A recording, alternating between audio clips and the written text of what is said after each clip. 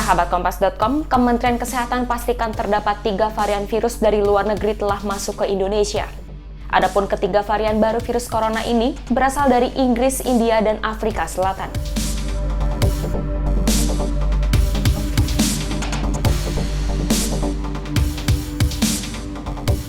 Ketiga varian baru virus corona tersebut yakni varian B117 asal Inggris, kemudian varian mutasi ganda B1617 asal India, serta B1351 asal Afrika Selatan.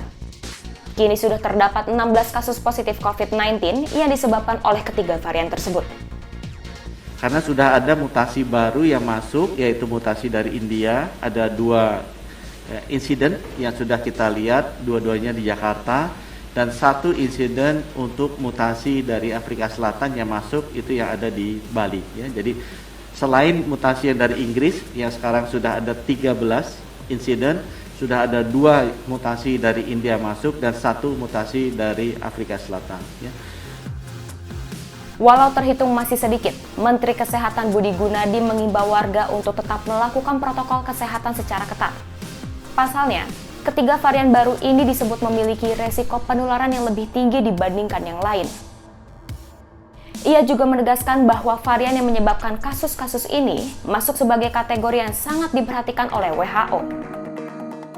Selain itu, Budi juga mengingatkan untuk segera melakukan isolasi ketika terpapar dan disiplin melakukan testing dan tracing untuk kontak erat dari daerah sekitarnya.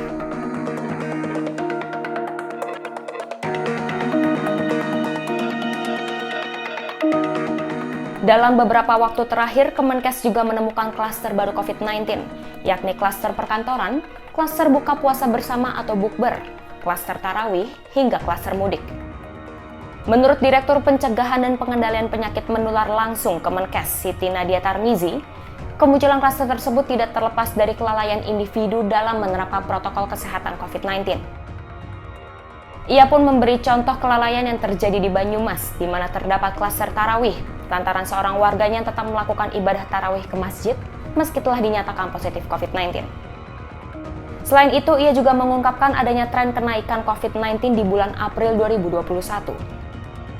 Kemarin kita tahu biasanya jumlah kasus kita itu antara di bawah 5.000, 4.000 atau paling sedikit 5.500. Kemarin angkanya melonjak sebanyak 5.800 kasus. Artinya ada tambahan sebanyak 600 kasus. Nah, ini tentunya menjadi kembali alarm kita. Kalau kita lihat grafiknya yang kemarin sudah kita upayakan untuk mulai turun sejak awal Februari terus sampai dengan Maret, di April terlihat ada sedikit seolah-olah kenaikan, tren kenaikan. Selain itu, menurut Nadia terdapat catatan penting, di mana terdapat tren kenaikan kematian pasien COVID-19 dan jumlah rawat inap pasien COVID-19 di rumah sakit. Adapun peningkatan kasus kematian sebanyak 20%, sedangkan untuk kenaikan pasien rawat inap di rumah sakit sebanyak 1,28%.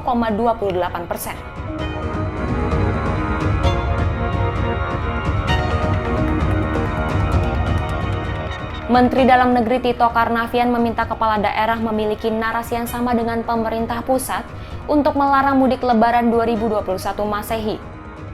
Hal ini lantaran tren kasus yang kian meningkat dengan ritual keagamaan sebagai salah satu faktornya.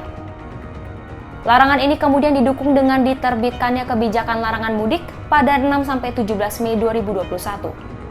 Adapun Polri akan mendirikan 333 pos penyekatan dalam upaya menegakkan kebijakan tersebut.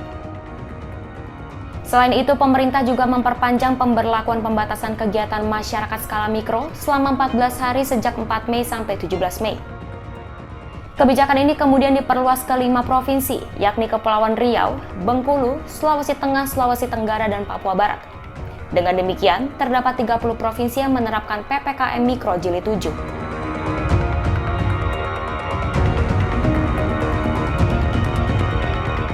Demikian news update, simak informasi terupdate lainnya hanya di kompas.com.